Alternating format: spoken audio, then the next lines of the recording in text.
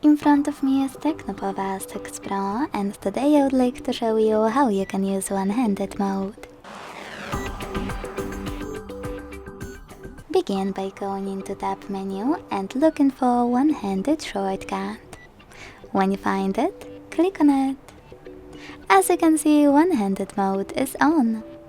If you want to change placement of it, use this icon of one-handed mode on the left or on the right.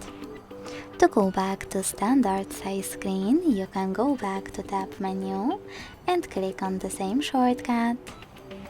Or click on this X, also on the right or on the left. Thanks so much for watching. If you enjoyed this video, leave a like, comment and subscribe. Bye!